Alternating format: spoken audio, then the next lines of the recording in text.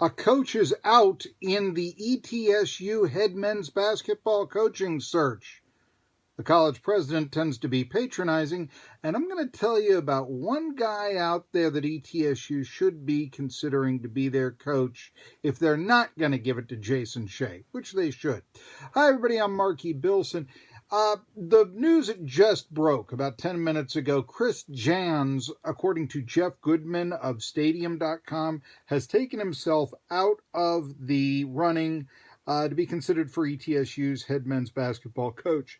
There was some discussion over whether or not leaving New Mexico State would be a lateral move at best. The Aggies fans seem to think it would be a step down. Southern Conference is superior to the WAC, but then again, the Aggies do draw more history-wise. I mean, New Mexico State has made 25 NCAA tournaments, ETSU 10.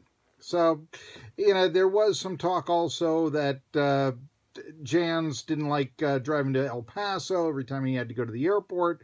But then again, it's not that much farther to drive to El Paso from New Mexico State than it is to drive from, let's say, Johnson City to Bluntville, where the airport around here is. Yeah, it's longer, but I mean, it's, it's not like you'll be instantly home from the airport unless you're moving to Bluntville or something if you became the ETSU head coach. Okay. And then you got to commute in every day, 25 minutes or so. Yesterday, we got our first news about the search coming from ETSU. There was an online public forum. Brian Noland, the president of ETSU, answered the questions and such.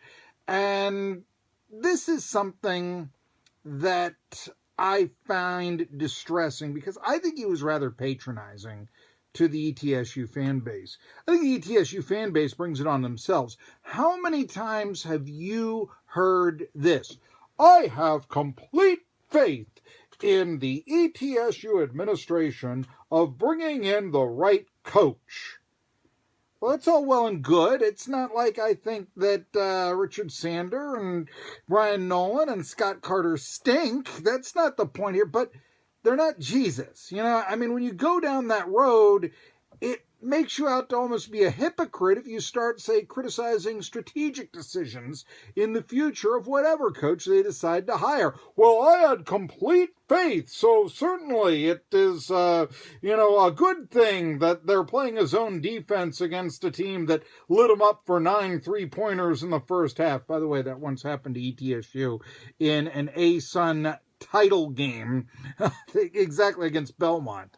So, regardless, I mean, these people are not infallible. They've brought you a football team that has a 22-35 record since its reinstatement. So, let's just hold off. And I don't like the way they're treating Jason Shea at all.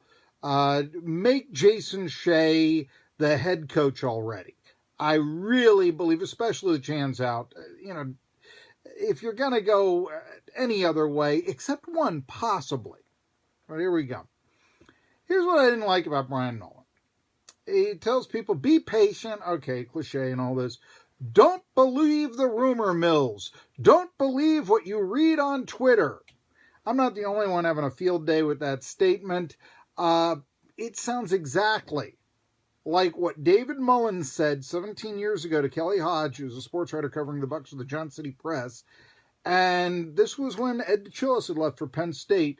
They were looking for coaches. They kind of brought in an underwhelming group of potential candidates. I mean, Murray Bartow was okay, but the other two guys, Keener and Sloanaker were not necessarily, Anyway, you thought you'd do better with a turnkey program for the NCAA tournament. And I remember this quote. He went, and it was so patronizing.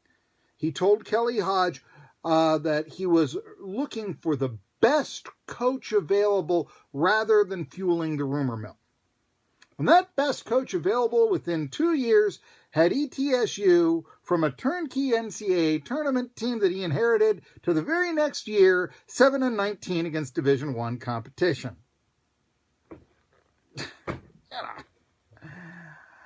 I want to know why providing information is feeding the rumor mill. I want to know why healthy publicity is disdained by ETSU administration. What would it hurt if Jason Shea, like coaches were in the past, were brought out to the media, even if it's online or whatever, to say, hey, how'd your interview go? What do you think of ETSU? That sort of thing.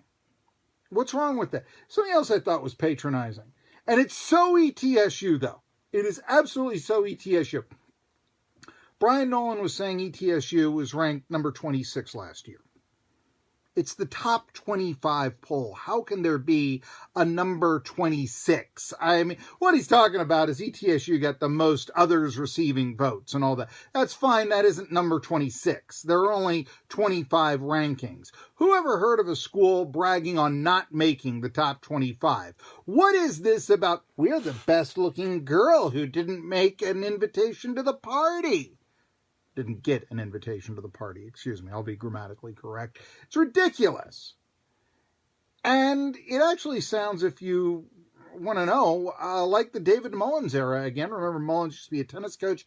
In college tennis rankings, they don't necessarily have a top 25. It does go down to, number 41 and number 78 and number 81 or whatever and all this.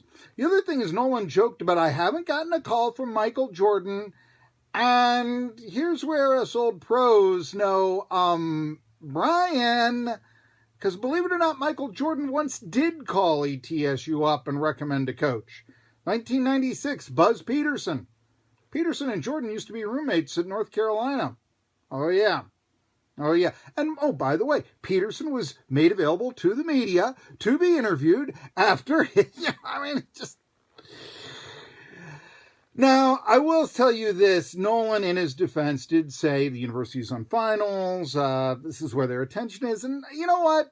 Some people might say that's a flimsy excuse. I'm buying it. I am buying it to a certain extent, but that isn't an excuse that if Shea was your guy all along, that you don't just the first day after Forbes goes to Wake Forest say, yes, come on in, Jason. Shea, get it over with. The players don't have to worry about who their coaches are, and they can concentrate on studying. I mean, if finals is what's making this drawn out,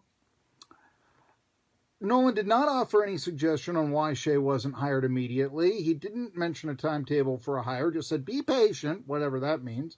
He didn't tell us what candidates were being considered.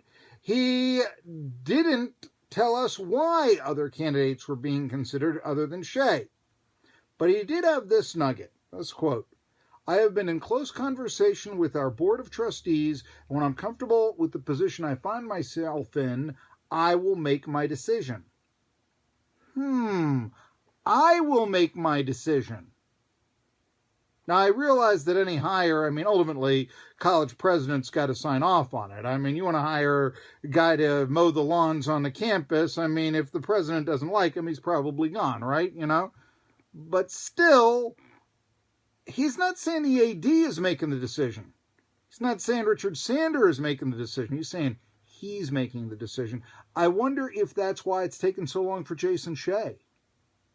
Because an athletic director would know what the assistant men's basketball coach is like and would have had day-to-day dealings with him and could give him a recommendation if he so desired. Could sign him right off the spot. College president, he's not working with that guy day-to-day. He doesn't know his background. And he may be, I want to see who's out there for my university. Even though it makes a very loyal employee who's had a heck of a lot to do with the success of ETSU basketball squirm. And I really think it's Shea now. It's Shea's turn to just basically go to administration and say, look, do you want me or not? This is ridiculous. I've earned this position. I've been recommended for this position. And you're talking about bringing in a guy who once got fired for getting drunk at a bar. This is ridiculous. Although, as I mentioned before in the video, Chris Jans taken himself out of the running. But the other interesting thing here is that Brian Noland said that people were calling him with suggestions.